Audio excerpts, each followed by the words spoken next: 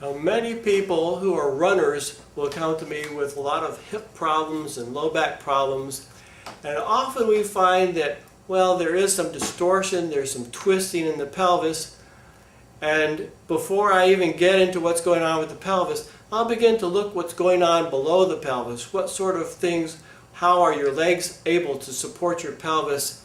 And often we'll find that there are a lot of restrictions in the feet. And because those your feet are really tied up, they're bound up, they're moving like a block of wood, then suddenly the rest of your body begins to have quite a bit of strain in it. Now, the woman I was working with just the other day was having some piriformis problems and sciatic pain running down her leg all the way down to her foot sometimes, was creating a problem that sometimes was difficult to sleep at night, was painful when she sat too long. And within just a short time, by working with the feet, we began to see that without even touching the pelvis, the structure of the pelvis began to realign itself. That literally the strain in the feet was moving all the way up the legs, up into the pelvis, up into the low back.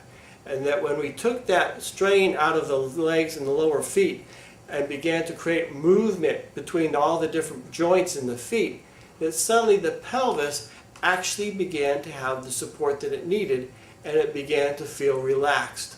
And it was only at that point that then I could begin to actually work on the pelvis and begin to fine-tune some of the adjustments that we were trying to accomplish.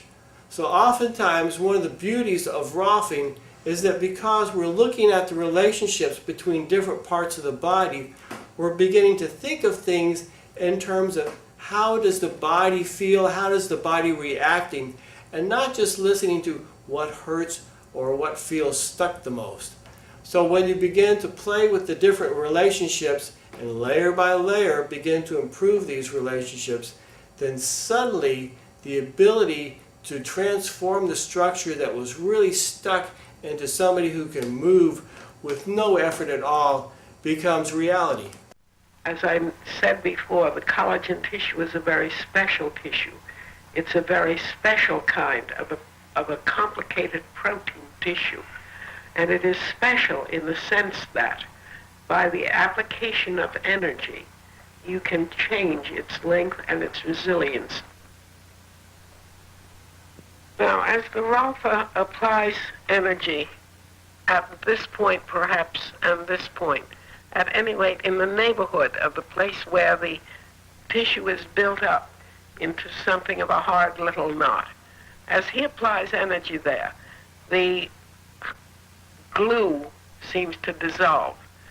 And all of a sudden, he feels under his fingers that one muscle is moving on the other muscle freely, and that these two muscles can begin to operate in their respective directions, in the direction called for by their design. Feel it moving there? Yeah.